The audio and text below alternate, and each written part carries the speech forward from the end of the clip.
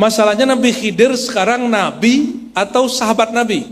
Nabi Isa turun gak jadi imam, gak bawa syariat baru. Maka semua para anbiya statusnya kalau pakai ilmu hadis masuk sahabat, masuk umat. Kalau dalam ilmu yang umum, dalam ilmu salah dakwah disebut umat. Kenapa? Semuanya menjadi jamaah, menjadi makmum baginda Rasulullah SAW.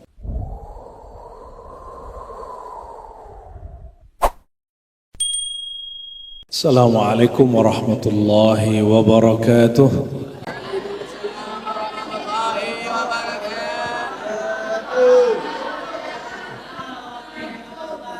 Halo, ngantuk? Ngantuk gak? Alhamdulillahilladzi asra bi'abdihi wa habibihi Sayyidina Muhammadin من المسجد الحرام إلى المسجد الأقصى له الحمد وله الثناء فيما أسرى به حبيبه نشهدكم بأن لا إله إلا الله وأن محمدا عبده ورسوله اللهم صل على سيدنا محمد اللهم صل وسلم وبارك عليه. Siap dengerin kisah Isra Mi'raj? Yang sama-sama kita hormati pengurus pesantren, para kiai, para masyayikh, para guru, wali santri, jamaah. Semoga Allah memberkahi kita semua. Amin ya rabbal alamin. Mumpung sampit belum terlalu panas, karena kalau siang nanti panas sekali ya. Heran juga nih sampit ini ya. Kok panas sekali. Semoga hatinya dingin semua ya. Sebelum kita mengurai tentang kisah Isra Mi'raj sesuai dengan hadis-hadis Rasulullah, mari kita baca suratul Fatihah untuk Nabi Muhammad sallallahu alaihi wasallam, untuk para nabi, para sahabat tabi'in, sampai kepada guru-guru kita, orang tua kita semua. Ala hadiniyah wa likulli salihah. Al-Fatihah.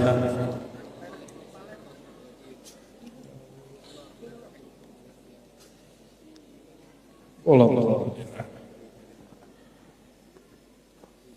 Sebelum mulai, yang ngobrol-ngobrol, ayat tentang Isra, surat apa? Ya, Al-Isra ayat berapa? Ayat 1 beneran? Beneran ayatnya ayat 1? Coba, ayatnya hafal nggak? Hafal nggak? Coba baca. Subhana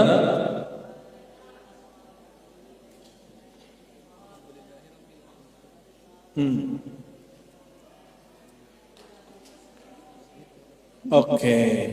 Awas, kalau nanti ada yang ngobrol saya minta bacain ayatnya.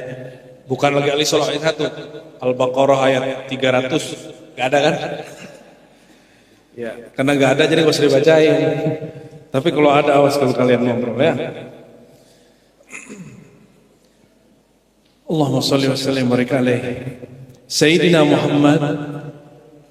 Begitu adab kita menyebut beliau. Kenapa disebut Sayyiduna atau Sayyidina? Karena beliau sendiri mengatakan, Ana sayyidu waladi Adam. Aku adalah sayyid. Apa arti sayyid? Penghulu junjungan, pimpinan. Aku adalah sayyid waladi Adam, anak keturunan Adam. Halo, ini keturunan siapa nih? Yang ngobrol-ngobrol tuh. Kamu keturunan apa? Keturunan monyet apa Adam? Katanya kata Darwin, manusia ini keturunan, bukan keturunan, evolusi dari kera. Itu yang ngobrol keturunan kera kali ya? Halo, bocil. Mau dengerin kisah nggak? Kalau nggak saya pulang nih, pulang ke Jakarta nih. Kalian kalau ngobrol keluar ya, biar saya bapak-bapak ibu-ibu aja. Oke? Sayyidina Muhammad mengatakan, aku adalah Sayyid waladi Adam. Aku adalah pemimpin junjungan semua manusia. Hadis ini dikalamkan beliau dalam hadis Sahih Bukhari ketika para sahabat, ada yang satu dua sahabat meragukan adab-adab kepada beliau. Ketika manusia sedang mencari bab syafaat, mereka sedang melebih-lebihkan Nabi Fulan, Nabi Fulan, Nabi Fulan, maka Nabi Muhammad SAW mengatakan, ana sayyidu waladi Adam yaumal qiyamah. Maka di riwayat itu ditambahkan, pada hari kiamat. Nabi Muhammad SAW, ayahnya siapa namanya? Abdullah. Tapi dalam ilmu kerohanian, kata bin hilang, Muhammad bin Abdullah, binnya hilang, Muhammad Abdullah. Karena beliau sendiri mengatakan, ana Abdullah wa rasuluhu, akulah hamba Allah, akulah Rasulullah. Sehebat itu Nabi Muhammad SAW mengajarkan ilmu, tapi tidak ada satupun orang menyembah Nabi Muhammad SAW. Satu kali beliau bercerita, malam-malam kata beliau, aku sedang tidur-tiduran di rumah salah satu keluarganya namanya Ummu Hani. Sekarang rumah Ummu Hani itu sudah bagian dari Masjidil Haram. Kalau dulu di luar Masjidil Haram. Sedang tidur-tiduran, tiba-tiba kata Sayyidina Muhammad SAW, turun ada dua makhluk bersayap dari atas. Ini hadis riwayat Imam Bukhari dan Muslim. Hadisnya sahih, bukan cerita palsu. Ini cerita langsung dari imam yang dapat menjamin kevalidan ceritanya. Orang itu kemudian dilihat bersayap, ternyata dia adalah orang yang dulu datang kepada Nabi waktu Nabi masih kecil, umur 5 tahun. Orang itu nanya, siapa si itu orangnya? Jadi umur kan berapa nih? 11. Wah, ini udah balik sebagian ya? Sebagian udah balik. Sayyidina Muhammad kecil, waktu masih kecil lagi main-main, tiba-tiba didatangin oleh orang bersayap juga. Si orang bersayap itu bertanya ke kawannya, ini orangnya. Besok datang lagi, ini orangnya. Kata kawannya, iya. Yang ketiga, hari ketiga, kawannya nanya lagi, emang ini orangnya? Betul ini orangnya. Akhirnya diambil oleh orang yang pertama, lalu dibeleh oleh orang yang kedua, dibelah dadanya, diambil jantungnya, dibersihin. Ternyata sekelas Nabi Muhammad masih ada noda hitam di kolbunya. Kalau bapak-bapak ini gimana nih? Nodanya ada 2. Itu sekelas Nabi Muhammad masih ada. Waktu beliau sebelum Isra Mi'raj dizahirkan itu nodanya. Nabi Muhammad kecil itu sudah dibersihkan jantungnya yang berkait dengan kolbunya. Lalu dibalikin lagi. Karena yang berdua yang bekerja ini bukan manusia biasa, dia bukan manusia, dia hanya menyerupai manusia. Sebenarnya 2 makhluk ini adalah Jibril dan Jibril makhluk dari tanah, apa dari api, apa dari air, apa dari udara, apa dari cahaya. Kalau cahaya kecepatannya gimana? Cepat sekali, sehingga tidak ada yang luka di tubuh Sayyidina Muhammad SAW. Itu ceritanya panjang, tapi saya ringkas ya. Pendek cerita, beliau diambil lagi oleh orang yang sama, tapi malaikatnya nggak tambah tua. Nabi Muhammadnya sudah tua, sudah mulai umur hampir 50, kira-kira 57 tahun. Umur 47 tahun. Kira-kira umur 47 tahun, yang tadinya masih 5 tahun, sekarang udah 47. Malaikatnya wajahnya masih begitu. Jadi bapak ini yang nggak mau menua jadi malaikat aja. Tapi nggak bisa ya, nggak bisa. Sayyidina Muhammad SAW mengatakan, Tiba-tiba aku diambil oleh dua malaikat ini dan dadaku dibedah lagi seperti dahulu waktu masih kecil dan dikeluarkan ada dua noda hitam. Nabi masih punya noda hitam? Bayangkan, kalau saya dicek kayaknya nodanya bukan 2 lagi, 2 juta. Kalau ente gimana? Yang ngobrol-ngobrol tuh, noda ngantuk, noda malas, berharap semoga banjir sampit gitu kan, biar nggak sekolah katanya. Ya, anak-anak tuh senang kalau banjir, nggak mau sekolah dia. Sekarang nih, Kalsel Kalimantan Selatan lagi banyak banjirnya. Kalau anak-anak happy aja. Yang nggak happy yang kena setrum di Jakarta. Ya, kita doakan semoga yang kena setrum dihitung syahid ya, amin.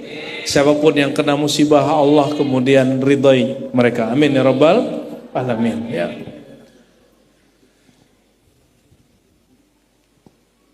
Nabi Muhammad dibersihkan kolbunya. Bayangkan sekelas Nabi Muhammad dibersihkan. Kalau udah bersih dibersihin lagi jadi apa? Jadi bercahaya. Maka beliau sallallahu alaihi wasallam ya, dikembalikan lagi jantungnya. Kata beliau sebelum dikembalikan, aku melihat Jibril bawa air. Isinya iman dan hikmah. Isinya apa? Iman dan ternyata di alam malaikat air itu simbol dari 2 tadi, iman dan hikmah. Makanya kalau orang mimpi nih terus dikasih air putih, berarti itu iman dan hikmah. Kalau dikasih susu berarti dikasih ilmu. Kalau dikasih khamar berarti dikasih mabuk hakikat. Ya, riwayat tidak populer, tapi apa yang membedakan Nabi Muhammad dengan para nabi, terutama Nabi Isa? Kenapa ada nabi umatnya sembah dia? Nabi Muhammad, kata beliau, ini kan versi riwayatnya lebih dari 7 versi yang diberikan. Dia Nabi waktu diterbangkan sampai ke Masjidil Aqsa, Al-Masjidil Aqsa, ini kita ringkas sebentar, kita loncat, ditawarkan air, khamar, susu. Beliau pilihnya apa? Pilihnya apa? Air, khamar, susu. Pilihnya apa? Nabi Muhammad dibersihkan pakai air. Waktu ditawarkan 3 itu, pilihan beliau apa? Susu. Maka beliau menyebut dirinya, aku adalah pusat ilmu, kota ilmu. Beliau tidak pilih khamar. Berkatalah Imam An-Nablusi ya, seandainya Nabi Muhammad pilih khamar, maka umatnya mabuk cinta kepada Allah. Lalu apa yang terjadi? Mabuk cinta kepada Rasulullah, lalu menyembah Rasulullah SAW. Seperti terjadi di sebagian nabi terdahulu. Ada nabi-nabi yang disembah umatnya. Itu yang mengajarkan itu, bahwa Nabi Muhammad atau nabi-nabi terdahulu itu adalah Tuhan, itu mereka sudah menyimpang. Mereka meminum khamar simbol itu. Hilanglah pikirannya, yang nyata hanya cintanya. Nah, Nabi Muhammad SAW tidak memilih khamar. Ini kan bukan alam zahir ya, ini alam rohani. Jadi air, susu, khamar itu hanyalah simbol. Ya. Nanti di sorga khamar halal. Khamar itu artinya apa khamar? Ada yang tahu arti khamar? Minuman keras, minuman yang memabukkan. Di sorga kata Nabi SAW ada mata air dari susu, mata air dari madu, mata air dari khamar, mata air murni mineral. Dari 4 mata air mengalirlah sungai-sungai. Bagi orang yang tidak menahan diri, tidak meminum yang haram di dunia, nanti dia minum yang khamar tapi tidak memabukkan di sana nanti. Insya Allah. Adapun khamar yang dilihatkan kepada Nabi waktu malam Isra dan Mi'raj itu khamar simbol. Ini yang dikatakan Sayyidina Syekh Jalaluddin Rumi. Apa kata beliau? Jika orang mabuk karena khamar zahir, minuman keras yang zahir, apalagi dengan minuman keras batin, yaitu ma'rifat kerinduan kepada Allah. Jadi nabi-nabi ini kalau mengajarkan kerinduan kepada Allah, bisa-bisa umatnya menyembah dia. Nah inilah yang bahaya. Kenapa ada satu majelis, satu kelompok itu mengkultuskan guru? Karena si guru terlalu mengumbar ilmu hakikat. Nah, kita harus balance. Kita harus bahas syariatnya, harus bahas thariqahnya, harus bahas akidahnya, harus bahas adab-adabnya. Tidak boleh nanggung-nanggung. Sehingga seorang kalau mendengarkan pengajian begini tidak salah mengkultuskan guru, mengkultuskan Rasulullah sallallahu alaihi wasallam. Kita kembali ke Mekah, ya. Sayyidina Muhammad SAW mengatakan, aku dibedah dadaku, dibersihkan, lalu Allah tuangkan ke dalamnya hikmah dan ilmu. Setelah itu dimasukin lagi. Makanya kata Anas bin Malik, ra'aitu, aku melihat bekas luka di dada baginda Nabi Muhammad sallallahu alaihi wasallam. Beliau kemudian mengatakan, ya, Allah mendatangkan kepadaku melalui dua malaikat ini satu kendaraan yang kita sering sebut. Apa nama kendaraannya? Buraq. Buraq itu dari bahasa Arab barqun, berarti secepat kilat. Belum ada hari ini kendaraan secepat buraq. Sejauh mata memandang dia sampai. Saya tidak tahu ini pandangan Nabi Muhammad apa pandangannya buraq. Maka pilotnya anak Jibril, belakangnya awaknya, di tengah Nabi Muhammad SAW. Terbanglah mereka. Ini satu versi riwayat. Tapi riwayat yang kemudian sering diceritakan para ustadz, hanya riwayat Nabi Muhammad dengan Jibril. Padahal banyak riwayat yang menyebutkan bahwa beliau bersama dengan Jibril, bersama dengan Mikail, ya. Kalau yang mau mendalami silakan baca kitab Al-Bidayah wa Nihayah Ibnu Katsir atau kitab Qasasul Anbiya karya Ibnu Katsir, Imam Ahlus Sunnah zamannya. Oke? Kita enggak ceritakan perdebatan hadis ya, karena itu urusan orang kampus ahli hadis. Kalau saya ceritakan di sini pulang-pulang beruban. Kolbunya nanti bernoda. Karena kesel dengerin saya bahas hadis nanti. Sayyidina Muhammad sallallahu alaihi wasallam kemudian diterbangkan. Kata beliau, itu buraq. Enggak ada riwayat yang menyebutkan mukanya muka manusia, enggak ada. Hadis hanya menyebutkan dia buraq. Dia dabah, seperti hewan, lebih rendah dari kuda, lebih tinggi dari himar. Himar itu keledai. Ya. Nabi tidak sebut jet. Sahabat nggak paham. Nabi nggak sebut itu pesawat. Para sahabat nggak akan paham. Nabi sebut satu kendaraan lebih kecil daripada kuda, lebih rendah daripada, ya. Itu ada mobil baru Cina atau apa namanya, Xpeng apa? Itu dia pameran tahun lalu, dia sudah buka ada kendaraan motor terbang, mobil terbang, sudah ada. Saya lihat ukurannya, kita kan kalau ngelihat begitu ingatnya hadis Nabi. Nggak tahu kalau orang-orang mungkin, wah hebat ya orang Cina, ya itu urusan mereka lah. Kalau saya ngeliat begitu tuh ingat riwayat Nabi. Oh, barangkali ini yang Nabi maksud. Ya, mirip-mirip lah. Tapi lebih canggih buraq lah, ya. Tidak terlalu tinggi. Kuda itu jangan bayangkan kuda dolman. Ini kuda perang. Kuda perang itu tinggi-tinggi. Himar lebih rendah lagi. Nah, antara itu. Sayyidina Muhammad SAW tidak sebut Jibril sebagai pilot. Gak sepaham sahabat. Pilotnya Jibril gitu. Pramugaranya Mikail gak paham. Ini bahasa saya. Karena antum gak akan paham bahasa padang pasir. Ya. Kita pakai bahasa Indonesia dengan permisalan yang pas. Insya Allah. Terbanglah mereka. Kata Nabi apa tadi? Di mana pandangannya jatuh, di situ dia turun mendarat. Turun pertama, turunnya di negeri yang banyak kurmanya. Kalau di Hijaz, di Saudi hari ini yang banyak kurma, daerah Makkah apa Madinah? Makkah apa Madinah? Emang di Madinah? Emang di Makkah? Emang di Taif? Bingung. Makkah apa Madinah yang ada kurmanya? Madinah. Mekah itu batu lembah. Itu jangankan kurma, rumput aja susah tumbuh. Tapi sampai hari ini Mekah tidak pernah kekurangan buah. 24 jam, never sleep, never die. Itu kota nggak pernah tidur, nggak pernah mati. Ya. Madinatul la tamut abadan.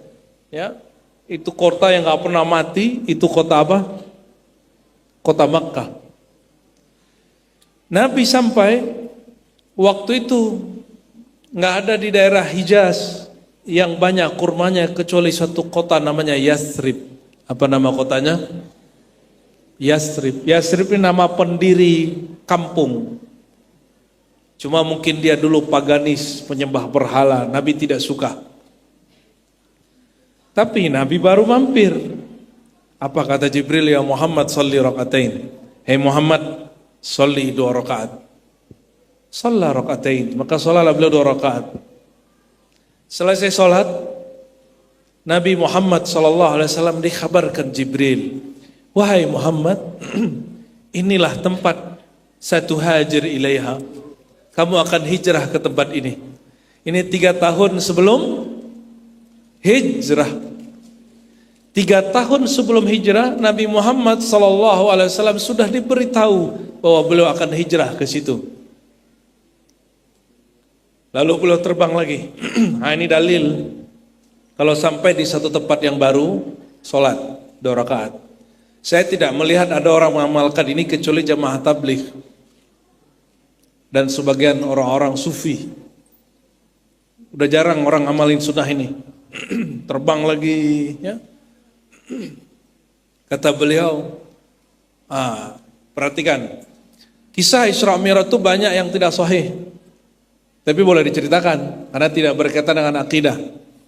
Di mana banyak tidak sahihnya? Antara beliau terbang sampai turun, dikisahkan beliau melihat ini, melihat itu, melihat ini, melihat itu. Cuma Al-Fakir kami tidak menganggapnya sahih, maka saya tidak menceritakannya. Bagi kita cukup ceritakan yang benarnya saja. Adapun yang lain itu bumbu-bumbu lah. Ya. Sampailah beliau di negeri Nabi Musa. Ternyata Nabi Muhammad SAW ditunjuki oleh Jibril, ini loh kuburan Nabi Musa. Itu kuburan, orangnya udah mati belum? Nabi Musa udah mati? Secara zahir, apa kata beliau? Ra'aitu Musa fi qabrihi yusalli. Aku lihat Nabi Musa tidak seperti yang orang kira mati, tapi dia lagi sholat di dalam kubur. Jadi para nabi, para wali kalau meninggal dia ngapain? Nabi, wali, kalau dia meninggal dia ngapain? Dia sholat, Pak. Sholatnya nggak cari pahala lagi, karena pahala sudah selesai di dunia. Lalu untuk apa para nabi, para aulia, wali Allah sholat di dalam kuburnya? Mereka hanya ingin mendekatkan diri kepada Allah Subhanahu wa ta'ala. Itu yang disebut kata guru-guru tua dulu, matikan diri sebelum mati. Maksudnya kalau kamu sholat jangan cari pahala lagi. Sholat itu mencari rasa dekat kepada Allah Subhanahu wa ta'ala. Ada kawan saya, dia seorang ahli kesehatan, itu nyindir kawan kita nggak sholat, dikira saya nggak sholat juga sama dia. Kurang ajar juga nih orangnya. Terus cara nyindirnya bagus. Saya ini Ustadz, kalau nggak sholat rasanya jauh kepada Allah, rasanya Allah jauh sekali. Tapi karena saya lagi di terapi, saya biarin aja. Ya, karena kita di terapi dia nggak mau dibayar. Takutnya kalau kita kritik dan kita luruskan sebelum selesai, dia terapi saya nggak beneran. Takut kita ditusuk-tusuknya, bukan lagi pakai akupuntur, pakai pisau. Akhirnya saya biarin aja, saya biarin. Udah mau selesai, baru kita bilang maaf mas. Sejak kapan sholat kita menambah dekat Allah? Satu. Saya mau nanya lagi yang kedua. Sejak kapan Allah itu jauh? Allah pernah jauh nggak? Apa kata Allah? Apa kata Allah tentang dia dekat atau jauh? Ada ayatnya nggak? Wa nahnu aqrabu ilaihi min hablil warid. Kami lebih dekat kepada manusia daripada urat nadi. Urat nadi itu zahir, Allah itu maha batin. Allah lebih dekat dari itu semua. Allah itu juga zahir. Zahirnya adalah dia memberikan hidup kepada si nadi ini. Maka Allah itu lebih dekat kepada manusia daripada diri dia sendiri. Berarti Allah pernah jauhkah dari kita? Pernahkah Allah berpaling dari kita? Yang ada kita berpaling dari Allah. Pernahkah Allah jauh dari kita? Enggak, tapi kita yang merasa jauh dari Allah. Akhirnya saya bilang, bang, yang benar itu dalam ajaran Islam, sholat itu hanya menumbuhkan rasa dekat, mengulang-ulang rasa dekat. Allahnya tidak pernah jauh. Nah, ini Bapak Ibu yang lagi rajin sholat, rajin majlis, jangan GR Allah tambah dekat. Allah masa lalu dekat. Yang rasa dekatnya itu yang tambah. Itu yang disebutkan di hadis. Siapa yang mendekat kepadaku satu jengkal, aku mendekatnya satu depa. Siapa yang datang kepadaku berjalan, aku datang kepadanya berlari. Itu pada rasa. Allahnya maha abadi, maha tidak berubah selama-lamanya. Kembali ke yang tadi, Nabi Musa ngapain di dalam kubur? Salat, yusalli fi qabri. Kata beliau, Nabi Muhammad, kalian kalau mau, aku bisa tunjukkan makom dia sekarang. Berarti ada makam asli Nabi Musa. Nabi Musa ini berapa ribu tahun ya sebelum Nabi Muhammad? Adalah mungkin seribuan ya. Lalu beliau SAW lanjutkan terbang. Terbang ke satu kampung namanya Beit Lahmin atau Bethlehem. Tidak jauh dari Masjidil Aqsa. Yang sudah ke Palestina paham ya. Jadi Palestina ini Bapak Ibu, daerah konflik itu namanya Gaza. Itu sekitar 70 kilo dari Al-Masjidil Aqsa. Karena dia masuk bagian Palestina, diperebutkan. Yang berebut tidak hanya Israel dengan Muslim, yang berebut juga sesama Muslim. Nah, panjanglah cerita itu ya. Itu Bethlehem, disebutkan bahwa disitulah Nabi Isa lahir. Nah, coba di hadis Bukhari tidak disebutkan detailnya. Nabi juga sholat di situ, lalu terakhir terbang lagi, sampailah di Al-Masjidil Aqsa. Zaman itu belum ada namanya ilmu memarkir, belum ada. Tapi Nabi markir. Pas masuk, apa yang terjadi? Semua arwah para nabi sudah ada di dalam masjid. Ada yang sudah pergi ke Aqsa? Sudah ada sebagian? Alhamdulillah. Itu masjid yang aslinya yang di bawah. Bukan yang di atas. Yang di mana? Yang di bawah. Itu Sayyidina Muhammad SAW masuk. Para nabi jumlahnya 124.000 ya. Bukan bangunan-bangunan sekat itu. Jadi seluas semua tanah itu, itulah Al-Masjidil Aqsa. Beliau masuk ke perkarangan Al-Masjidil Aqsa, itu jumlah para anbiya 124.000, termasuk beliau, ada semua. Ngapain? Kata Jibril, sholli rakatain. Kamu imam, mimpin para nabi, dalam ilmu hadis, nih dengerin, dalam ilmu apa? Dalam ilmu hadis, orang yang jumpa Nabi Muhammad SAW disebut gelarnya sahabat. Apa sebutannya? Syaratnya beriman dan tidak pernah kufur atau munafik. Meninggal dalam keadaan Islam. Itu sahabat. Saya cek ada 12 nabi yang berdoa yang pakai hadis. Berarti nabi yang lain gak kedetek riwayatnya. Ada sekitar 12 nabi berdoa ingin menjadi umat Nabi Muhammad sallallahu alaihi wasallam. 12 ini mewakili 124.000 yang lain. Ternyata semua nabi berdoa menjadi umat Nabi Muhammad sallallahu alaihi wasallam, berdoa pernah jadi makmum Nabi Muhammad SAW. Allah kabulkan ruh mereka, Allah kembalikan ke dunia sesaat dan mereka diizinkan menjadi makmum Rasulullah SAW. Inilah dalil orang yang masih hidup berjasad memimpin sholat orang sudah meninggal. Ini dalilnya. Khurafat atau tidak? Enggak. Ini hadis Sahih Bukhari. Ini hadis Sahih Muslim. Mengingkarinya fasik. Kafir tidak, fasik iya. Karena ulama meriwayatkannya dan mensahihkannya dan semua sepakat. Pernah ngimamin orang meninggal, Pak? Pernah? Yang hidup aja nggak mau, mente gimana yang meninggal? Ya. Nabi Muhammad sallallahu alaihi wasallam memimpin semua para nabi. Maka secara ilmu hadis mereka dihitung sahabat.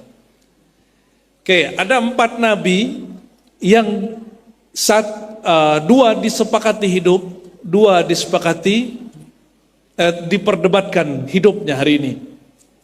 1 Nabi Isa, 2 Nabi Idris. Itu 2 nabi masih hidup di langit. Nanti kalau waktunya masih ada kita kisahkan sampai ke sana harinya. Ada 2 nabi yang diperdebatkan hidupnya oleh ahli hadis, tapi tidak diperdebatkan hidupnya oleh ulama-ulama ahli rohani. 1 Nabi Khadir atau Khidir. Yang kedua, Nabi Ilyas. Coba ulangi.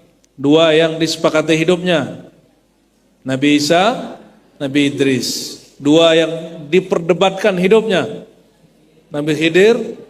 Yang memperdebatkan hanya ahli hadis. Kalau ahli hadisnya sufi, seperti Imam Iraqi, percaya. Zakaria Al-Ansari percaya. Zakaria Al-Ansari itu makbarah kuburannya dekat Imam Syafi'i. Dia kata kalau datang ke Mesir, ada makbarah Imam Syafi'i, sebelah kanan masuk gerbang, itu ada makbarah Imam Zakaria Al-Ansari, disebut Syafi'i kecil. Imam Zakaria, Imam Suyuti, Imam Sakhawi, Ibnu Hajar, Al-Iraqi, At-Tanuhi, terus sampai ke atas Syekh Abdul Qadir Jilani, semua sepakat Al-Khadir masih hidup. Tapi bukan itu masalahnya. Kalau di kalangan ahli hadis sebagian, Syekh Yasin Al-Fadadi di Mekah mengatakan, wa indal muhaqqiqin, di kalangan ahli hakikat, min ahli hadis, di kalangan ahli hadis, Nabi Khidir masih hidup. Siapa yang ngomong? Syekh Yasin Al-Fadani, guru dari guru Abrar, guru dari guru Sekumpul, guru dari syekh-syekh semua orang Indonesia yang ngaji di Mekah di zaman itu. Beliau mengatakan masih hidup. Salah satu guru saya, murid beliau mengabarkan kapan jumpanya Syekh Yasin dengan Nabi Khidir. Setiap hari Jumat diceritakan. Oh, masih jumpa. Jadi di Mekah ini gak semuanya juga Wahabi, Bapak Ibu. Ya, Ahlus Sunnahnya masih kuat. Apalagi sekarang Muhammad Salman ini dia lemahkan Wahabi, tapi semua keulamaan dia lemahkan. Pendek cerita, Nabi Khidir masih hidup atau tidak? Ya, masih hidup kah? Masa Nabi Khidir disimbolkan pengemis? Kan banyak orang menyimbolkan Nabi Khidir pengemis, nah. Itu menghina Nabi Khidir tuh. Ngasihnya cuma 2.000. Khidir, aku kasih Khidir 2.000. Ya salah. Enggak lah, ya. Nabi Khidir ini dia dapat merubah pesona dirinya sampai ribuan wajah. Kenapa? Karena dia lebih sakti dari jin dan syaitan. Itu sebabnya dia boleh nyamar jadi ngemis, dia nyamar jadi pejabat, dia nyamar suka-suka dia. Sunan Bonang berguru kepadanya. Sunan Bonang itu bukan orang Jawa asli, Pak. Sunan Bonang itu campuran Jawa, Arab, zuriat Rasulullah. Ayahnya orang Uzbek, kampungnya Imam Bukhari. Imam Bukhari wafatnya Samarkand, lahirnya di Bukhara. punya anak namanya Sunan Ampel. Sunan Ampel punya anak namanya Sunan Bonang. Syekh Maulana Makhudum Ibrahim. Wajahnya bukan wajah-wajah Jawa, wajahnya wajah-wajah Uzbek, Arab. Ngajinya sama siapa? Sama ayahnya, lalu ke Nabi Khidir. Begitu tertulis dalam sejarah yang tidak ada ulama Jawa yang menolaknya. Tapi bukan itu masalahnya. Masalahnya Nabi Khidir sekarang Nabi atau sahabat Nabi? Apa statusnya? Apa statusnya? Halo? Apa status Nabi Khidir? Sahabat? Kalau saya sebut Nabi Khidir salah nggak? Dalam hadis Bukhari disebutkan, kaifa antum? Ya, bagaimana hebatnya kalian? Yanzilu Isa bin Maryam wa imamukum minkum. Nabi Isa turun, hadis Bukhari Muslim nih. Nabi Isa turun, imamnya bukan dia, tapi imamnya kalian. Siapa yang ngomong? Nabi Muhammad. Nabi Isa turun, gak jadi imam, gak bawa syariat baru. Nabi Isa, Nabi, tapi status dia apa? Apa status dia? Sahabat? Kapan dia jumpa Rasulullah? Gak apa-apa, itu udah benar jawabannya. Tapi kapan dia jumpa Rasulullah? Waktu Isra Mi'raj malam pertama di Masjidil Aqsa. Yang kedua, ketemu lagi di langit kedua. Maka semua para anbiya statusnya kalau pakai ilmu hadis masuk sahabat, masuk umat. Kalau dalam ilmu yang umum, dalam ilmu salah dakwah disebut umat. Kenapa? Semuanya menjadi jamaah, menjadi makmum baginda Rasulullah SAW. Biasa hadis cuma dibaca orang, sekarang kita analisa. Ini beberapa hasil analisanya. Semoga kepalanya pusing. Saya nggak suka menceritakan yang palsu-palsu, apalagi yang gombal-gombal. Kita suka menceritakan hal yang dia sahih. Kalau ada yang sahih, kenapa pakai yang palsu? Betul nggak? Kalau ada yang sahih, kenapa pakai yang dhaif? Nyambung? Jadi Nabi Khidir statusnya apa? Bukan Nabi. Dia kita sebut Nabi Khidir, tapi dia bukan lagi dalilnya apa? Ana khatamul anbiya wal mursalin. Akulah Nabi terakhir, Rasul terakhir. La nabiyya ba'di. Tidak ada lagi Nabi setelahku. Maka jika Nabi Isa turun, statusnya wali, bukan Nabi. Dia seorang Nabi, Nabi Bani Israel. Tapi di umat Nabi Muhammad statusnya wali. Kata para imam kita, sungguhlah hebat. Nabi berkalam gitu, kaifa antum yanzilu Isa bin Maryam. Bagaimana hebatnya kamu? Maksudnya betapa hebat kewalian umat Nabi Muhammad. Nabi Isa turun, imam bukan dia. Imamnya siapa? Imamnya umat Nabi Muhammad SAW. Jadi Bapak Ibu, walaupun kita ini orang Indonesia, negaranya maju belum, mundur tidak, disebut berkembang. Ya betul. Tapi insya Allah dalam bab agama orang Indonesia maju. Saya baru jumpa beberapa syekh saya dari Lebanon, ya. Itu saya tanya-tanya beberapa syekh di Lebanon, itu nggak ada madrasah agama, nggak ada SMP Islam Arafah, nggak ada Pak. Pesantren di Pulau Jawa itu lebih banyak dari sekolah umum swasta. Pesantren di Pulau Jawa jumlah santrinya melewati semua sekolah-sekolah negeri. Dan bayangkan, orang Islam para kiai nggak pernah minta proposal yang serius ke pemerintah, cuma asal-asal aja syarat-syarat aja, itu kiai-kiai nggak ada. Malah ada beberapa santrinya, pengurusnya, anaknya pakai proposal diusir. Ada yang kiai-kiai begitu. Orang Islam nggak pernah nyusahin pemerintah, nggak pernah. Ulama-ulama kita nggak mau nyusahin, baru belakangan muncul kiai-kiai proposal. Mohon maaf. Semoga sekolah Arafah ini jangan suka begitu-gitulah ya. Main sendirilah. Ya. Kiai-kiai kita dulu, maju itu bukan bangunan yang besar dan tinggi. Maju itu adabnya yang tinggi, ilmunya yang dalam. Jadi jangan terlalu nafsu bikin bangunan-bangunan tinggi ya, Bapak pengurus ya. Ibu-ibu komite, Bapak komite jangan terlalu banyak nuntut ini, nuntut itu. Saya kalau jadi guru Pak, jadi kepala sekolah, mungkin sekolahnya mungkin banyak banget atau sepi banget.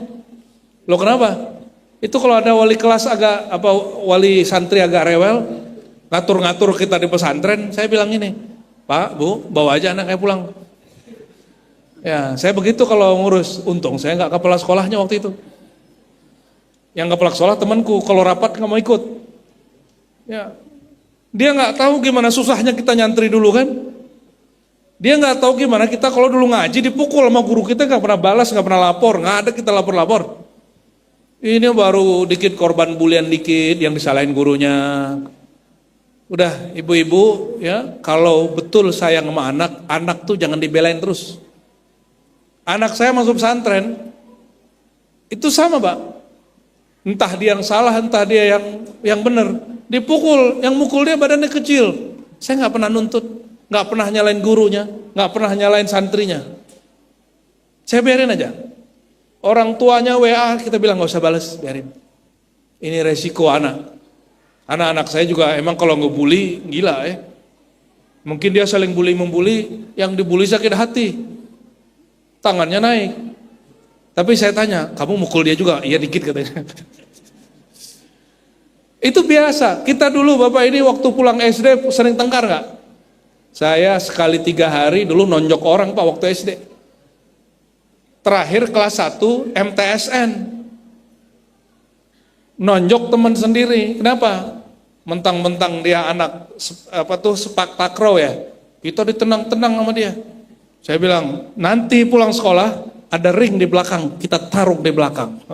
Bener tarung, dia nggak tahu kalau kita ada belajar silat dikit kan. Wah, bener Pak, hancur mukanya. Saya nggak usah ceritain. Itu terakhir saya tengkar sudah. Kelas 1 MTS. Tapi dari kelas 1 SD sampai kelas 6 hampir tiap hari.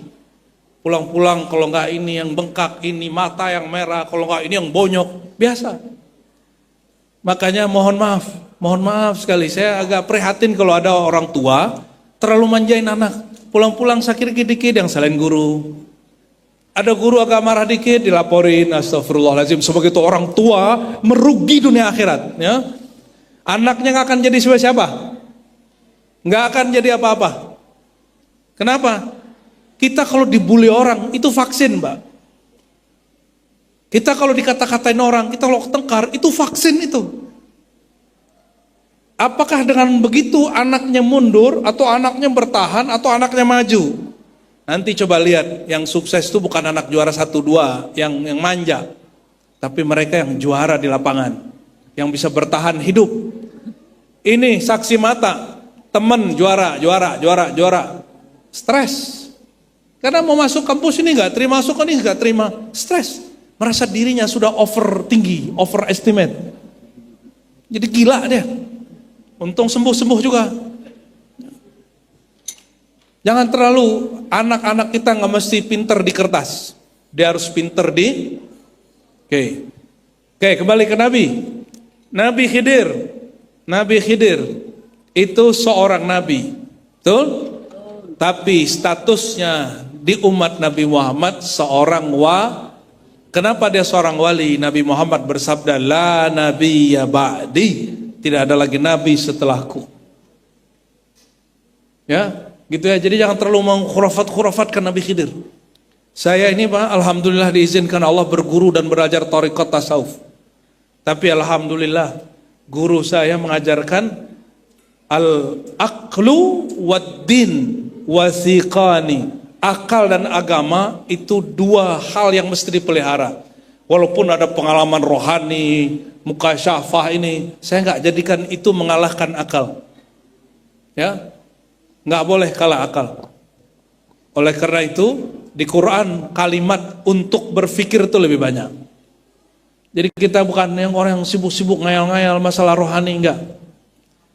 Bagian terakhir nih ya, kayaknya nggak sempat kisah Isra Mi'rajnya lengkap. Terakhirnya agak panjang. Nabi Muhammad SAW kemudian diajak naik. Ini hadisnya terpisah dengan hadis yang tadi. Jadi hadis Isra Mi'raj itu Bapak Ibu ini bocorannya. Yang kenapa para ustadz bingung menceritakan Isra Mi'raj? Karena emang hadisnya nggak satu paket. Giliran ada satu kitab ngumpulin Isra Mi'raj, hadisnya campur-campur.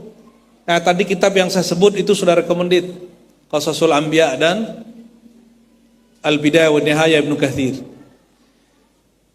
Dalam hadis yang terpisah Imam Bukhari menyebutkan Mi'raj. Kenapa? Karena bagi ahli hadis Isra Mi'raj terpisah. Tapi bagi kita tidak. Nabi SAW mengatakan, lalu aku di Mi'raj. Apa arti Mi'raj? Diangkat. Apa arti Mi'raj? Kalau Isra, perjalankan malam hari, itu Isra. Kalau Isra, dari tempat di bumi ke tempat di bumi yang lain. Kalau Mi'raj, naik. Sayyidina Muhammad SAW diangkat ke langit pertama. Coba bayangkan langit. Sudah terbayang langit? Nah, itu baru langit dunia namanya. Sampai bintang-bintang, planet-planet, awan-awan. Hati-hati. Awan sampai ke bintang-bintang itu tempat tinggalnya, ya perbatasannya nanti. Ya tata surya kita inilah. Atau ada yang mengatakan atmosfer inilah, itu tempat tinggalnya jin dan syaitan. Makanya kalau orang belajar zikir tanpa guru, belajar ma'rifat tanpa guru, dibawa terbangnya ke langit palsu.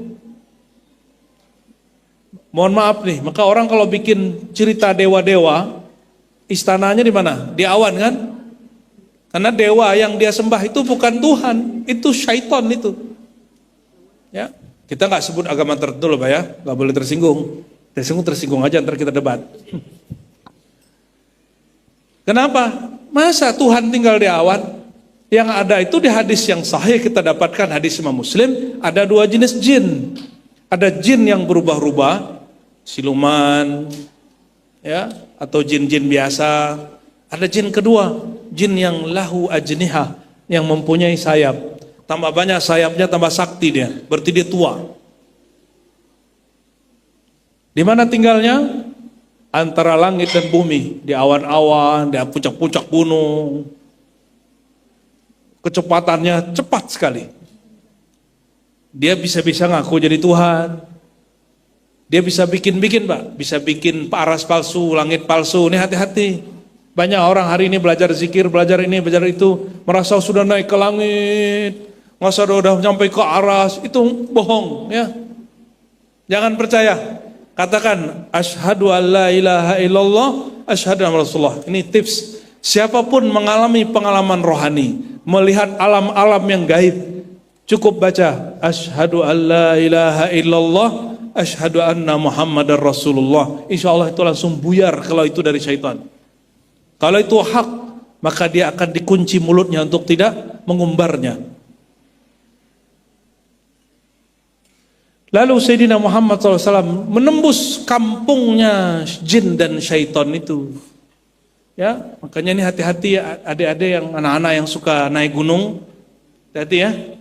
Naik gunung kata Nabi, kalau kalian naik gunung jangan pernah bercerai, berpisah, bertengkar. Kenapa? Fa innaha manazilus syayatin. Karena itu tempat tinggalnya jin-jin setan, jin-jin usil. Karena ada kemarin yang umur 18, siapa namanya? Orang Jawa, Syafiq Ali. Dia ingin bantu temannya, terkilir, katanya begitu, turun mau cari bantuan, ternyata dia malah yang hilang.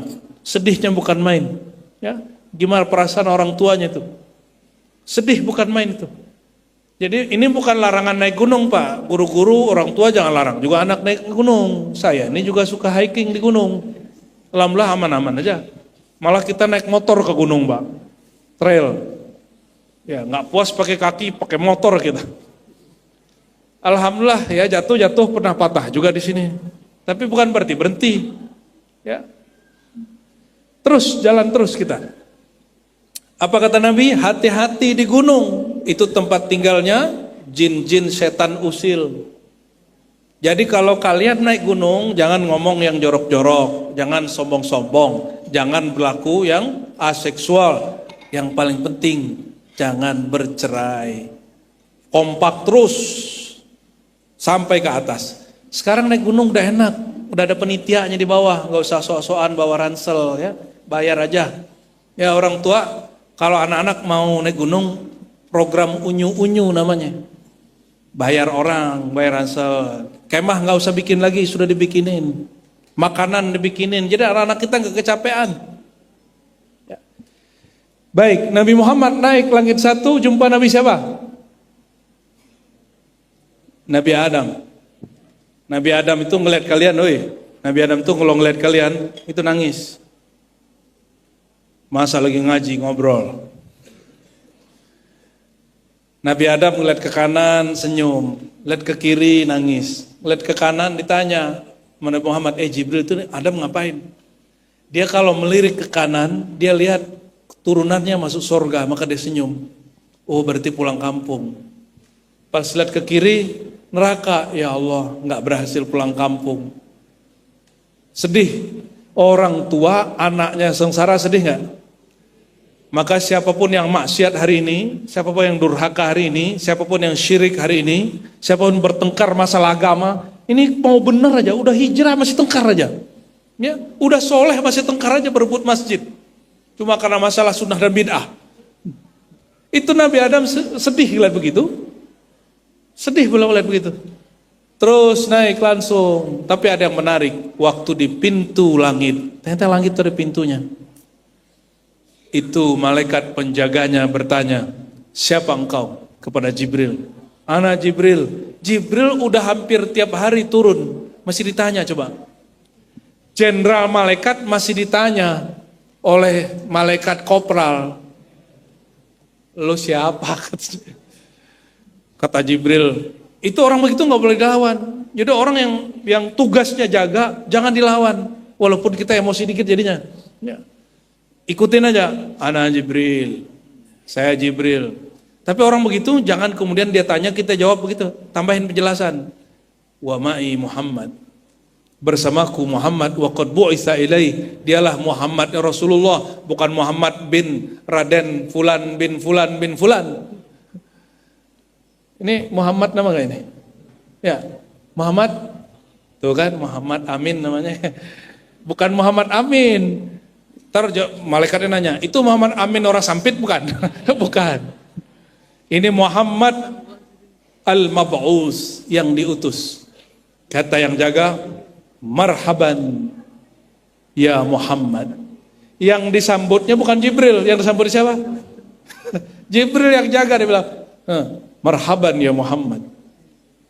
Selamat datang wahai baginda. Ternyata tugas dia, ini kata Syekh Yusuf An-Nabahani, Imam Ahli Sunnah dari Lebanon, guru Syekh Yasin Al-Fadani, tugas malaikat di pintu-pintu langit itu untuk menyambut Nabi Muhammad dan keluarga-keluarga Nabi Muhammad dan zuriat-zuriat Nabi Muhammad dan pengikut-pengikut Nabi Muhammad dan pewaris-pewaris Nabi Muhammad, umat Nabi Muhammad sallallahu alaihi wasallam. Tentu keluarga rohani, ya. Zuriat-zuriat yang zahir batinnya sama. Tugasnya marhaban, marhaban, begitu aja. Terus naik langit kedua, jumpa Nabi siapa tadi? Nabi Isa dan Nabi Yahya. Ini kita ringkas pendek-pendek aja. Nabi kedua ketemu Nabi Isa. Nabi Yahyanya sudah meninggal. Nabi Isanya masih hidup dengan jasadnya, diangkat sebelum berumur 33. Ya 22 lebih dikit, 32 lebih dikit mau 33. Ada yang umur 33 Pak di sini? Pak, berapa umurnya Pak? Waduh, udah lewat Pak. Ini Pak, berapa umurnya? 42. Nggak ada yang 33 nih umurnya. Antum berapa sono? 38. Ya, tua juga. 33 itu laki-laki lagi seger-segernya. Kalau kawin pengen banyak kawin tuh. Kalau kerja kayaknya kerja tuh habis kerja lagi begitu umur 33 tuh. Karena nanti umur 35 Laki-laki punya hormon kelaki-lakian, testosteron itu menurun.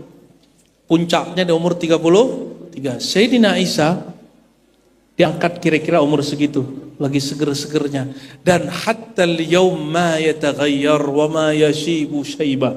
Sampai sekarang beliau tidak berubah, wajahnya masih wajah yang dulu. Ya. Wajahnya masih wajah yang dulu. Jadi kalau ada jin yang hidup dari zaman Nabi Isa sampai sekarang dia bingung, aku menua kok Nabi Isa nggak menua, gitu nanti turunnya. Jadi jin itu Bapak Ibu, dia kalau nggak ada yang bunuh, nggak ada yang ngancurin, dia nggak mati-mati. Jin itu kalau nggak ada dia masalah-masalah rusak sakit apa, dia nggak mati-mati. Jin itu. Jadi ada jin, kata Umar bin Abdul Aziz, tinggal di satu lembah, dia nunggu Nabi Muhammad. Dari Nabi Isa dia nunggu Nabi Muhammad. Umar bin Abdul Aziz wafatnya tahun 100 atau 101 Hijriah. Ketika datang ke lembah itu, jin ngomong, ya, lewat nggak tahu bagaimana caranya. Dia lagi nunggu Muhammad. Kata Umar, udah meninggal tahun 11. Terus kamu siapa? Aku pewaris ilmunya, sallallahu alaihi wasallam. Langsung syahadat itu jin. Nunggu Nabi Muhammad bertahun-tahun nggak dapat. Makanya jangan berguru kepada jin kalau kecuali dia sahabat Rasul. Jangan ingin memperbudak diri kepada jin. Kenapa? Jin itu nggak lebih pintar dari manusia. Jin dan kita ini sama-sama makhluk. Oke? Sama-sama apa? Tapi bolehkah berbuat baik kepada jin? Boleh. Bolehkah ta'awanu 'alal birri wa taqwa? Boleh. Bahkan ada imam yang sangat kenceng masalah tauhid, namanya Ibnu Taimiyah. Imam Salafi hari ini. Dia ini dibully karena berbeda dengan mayoritas ulama Ahlus Sunnah zamannya.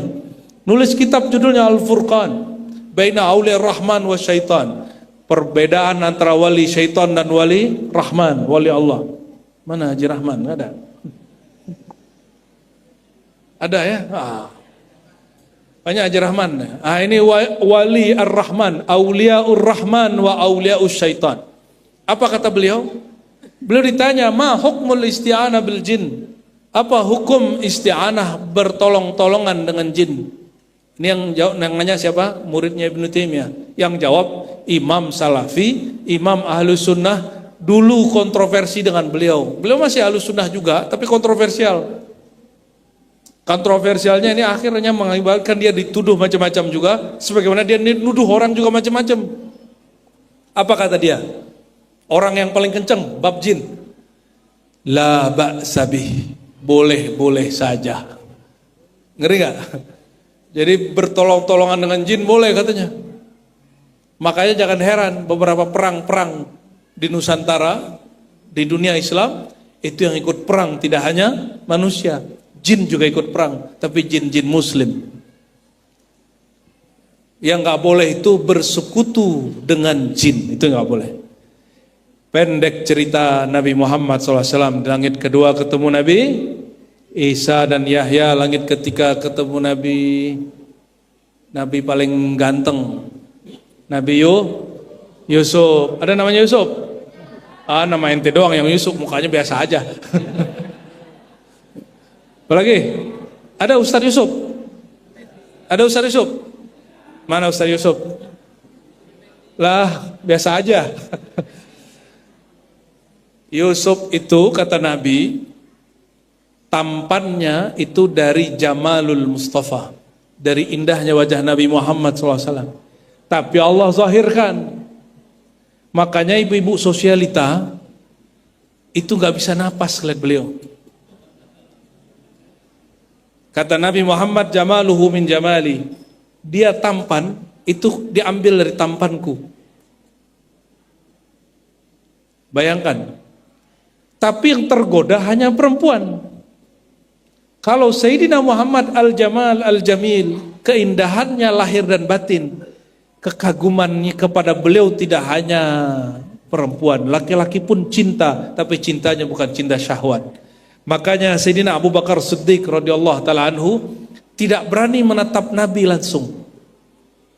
Nabi kalau menoleh baru dia sanggup latap. Kalau beradu mata tidak sanggup. Umar sanggup natap sebentar habis itu nunduk. Utsman malunya bukan main. Kalau Ali lain, Ali kan besarnya sama Nabi, paling cincai sama Nabi. paling santai sama Nabi. Karena dia sepupu Nabi, saudara angkat Nabi, mantu Nabi. Tapi giliran nanya urusan-urusan fikih, malu. Jadi Sayyidina Ali ini kan laki-laki yang sehat, gampang terangsang dengan istrinya. Mohon maaf nih Bu ya, laki-laki kalau terangsang dalam ilmu fikih, keluar satu cairan namanya mazi. Karena gak berani nanya, minta tolong sama Ubadah bin Samit ya. Siapa lagi sahabat satu? Mikdad. Mikdad, tolong tanyain ke Rasulullah, itu cairan apa? Najis nggak? Wajib sholat, wajib mandi nggak gitu? Jadi Sayyidina Ali yang begitu santai dengan Rasulullah, urusan fikih dia malu tanya Nabi. Kenapa? Karena urusannya berkaitan dengan putrinya Rasulullah SAW. Sayyidina Yusuf. Ibu-ibu ini kalau ketemu Yusuf mungkin langsung mati kali ya. Serius, nggak sanggup, nggak ada orang Indonesia secakap Nabi Yusuf tuh nggak ada. Ya, kata biniku wajahku sih tampan, tapi dia nggak mati-mati tuh ngeliat saya tuh ya. Dia kalau pegang pisau tetap aja sakit. Itu ceknya begitu, bapak-bapak ini jangan sok cakep. Coba istri kasih pisau ya kan, kasih apel, lihat pandang kita, dia gini-gini tangannya. Kalau sakit berarti nggak ada Yusufnya, adanya Ucup. Bapak Ibu yang makan Allah, setampan-tampannya orang hari ini nggak ada yang setampan Nabi Yusuf.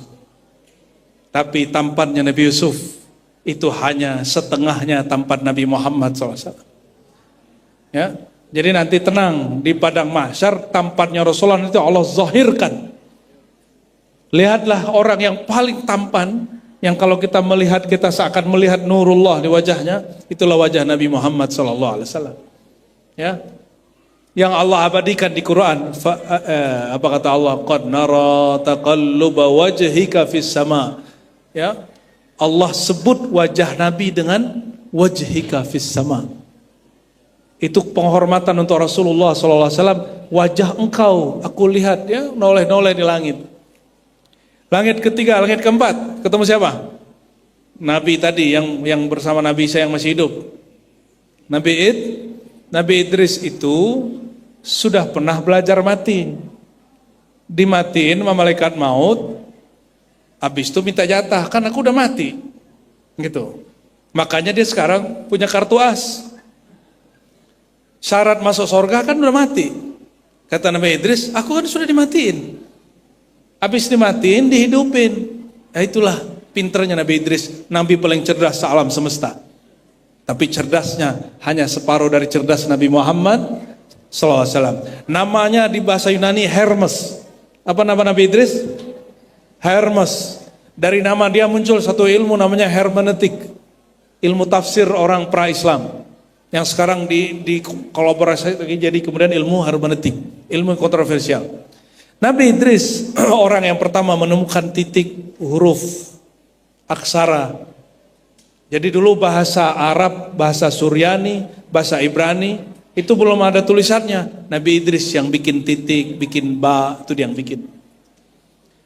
Sayyidina Idris ditinggal Nabi Muhammad SAW sampailah di langit kelima. Ketemu Nabi yang jenggotnya paling panjang. Nabi siapa? Halo Ustadz, jenggotnya paling panjang namanya Nabi siapa? Nabi Wah kamu cerdas sekali nak. Nanti dapat hadiah lah ya. Muhammad Amin ya. Nama Nabi siapa? Nabi Harun. Nabi Harun ini disetarakan oleh Nabi Muhammad dengan Ali. Kata Ali, jadi Ali bin Abi Thalib, semua sahabat Nabi sudah dapat saudara angkat. Tiba-tiba Sayyidina Ali yang gak pernah nangis, orangnya keras, tegas, berpendirian, datang ke Rasulullah gak tahan nangis. Ya Rasulullah gitu loh ngomongnya. Loh kenapa kamu nangis? Apa kata Nabi?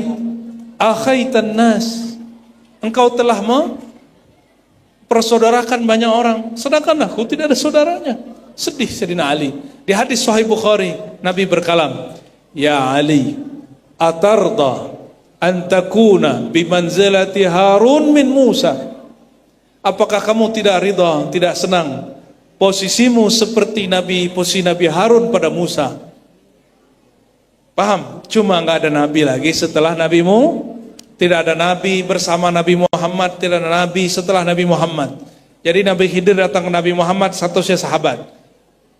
Nah, katanya ada Nabi Daniel masih hidup zaman Nabi Muhammad hidup, itu statusnya langsung jadi wali. Bukan lagi nabi.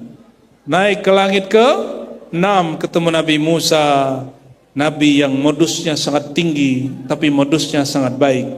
Hanya ingin jumpa orang yang jumpa Allah.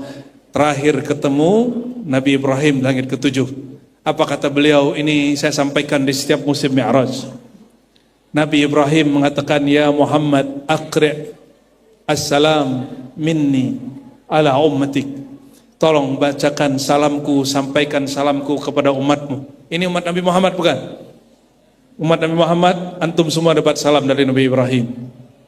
Ya, salatu wassalamu alaika ya Sayyidina Ibrahim.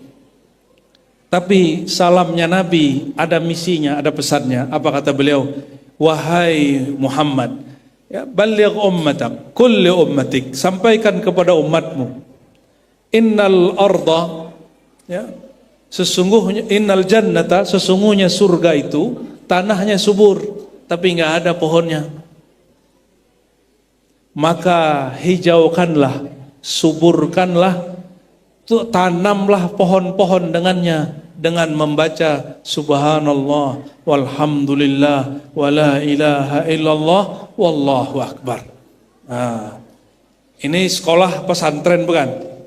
Mau pesantren tidak hanya luas tanahnya di dunia, saya menyarankan guru-gurunya, murid-muridnya memulai majelis pagi, sekolah pagi, zikir taman-taman surga. Apa bacanya? Subhanallah walhamdulillah wala ilaha illallah wallahu akbar. Jika waktunya luang baca 100. Enggak usah pakai irama-irama. Cukup 10 jamaah, 90-nya baca sendiri-sendiri. Ya, mari semua kita tanam ya. Gitu ajak baca subhanallah bihamdihi subhanallah 10 kali jamaatan, 90-nya baca sendiri-sendiri. Biar cepat selesainya. Kalau enggak minimal baca berapa? 10 itu cukup ya, 10 pun cukup. Bapak Ibu yang karena Allah, barangkali ini oleh-oleh untuk sekolah ini. Dan setahu saya orang yang zikir subhanallah alhamdulillah wala ilaha illallah akbar, kalau itu orang nggak pernah miskin, kalau itu yayasan nggak pernah hutang, insyaallah. Kalau ada hutang pasti dibayar. Kalau itu ustadz nggak akan pernah jadi orang susah, walaupun memang hidupnya biasa-biasa aja ya. Insyaallah berkat umrohnya mudah. Orang PNS belum tentu berangkat umroh, dia udah berangkat umroh duluan. Ya, amin. Ya, insya. Gimana caranya? Tanam kebun-kebun surga, amalkan zikir subhanallah walhamdulillah wala ilaha illallah wallahu akbar. Itu orang kalau baca rohaninya sama sudah mi'raj. Cuma karena akal kita menahan, kita tidak merasakannya. Akal ini beruntung orang punya akal, sehingga rasa dia dibikin stabil. Jadi jangan senang kalau ada kawan bentar-bentar badannya melayang, rohaninya melayang. Jangan-jangan akalnya sudah lost. Ya, jangan-jangan akalnya sudah kendor. Ya. Orang paling berakal di alam semesta Nabi Muhammad, pengalaman rohaninya paling banyak. Tapi akalnya paling kuat. Beliau bisa membedakan pengalaman mana yang pantas diceritakan, mana yang harus dipercaya, mana yang tidak. Semoga Allah Ta'ala memberkahi siapapun yang hadir, siapapun yang mendengar. Apalagi anak-anak kita ini ya, jangan dimarahin banyak-banyak Pak ya, disayangi banyak-banyak. Semoga Allah Ta'ala jadikan yayasan ini menjadi corong ahlus sunnah wal jamaah. Siapa tadi? Amin. Nah, Amin dapat hadiah ini nih ya. Kalian nggak dapat hadiah. Barangkali itu dari kami. Kita baca kafarah majelis. Subhanakallahumma wa bihamdika asyhadu an la ilaha illa anta astaghfiruka wa atubu ilaik.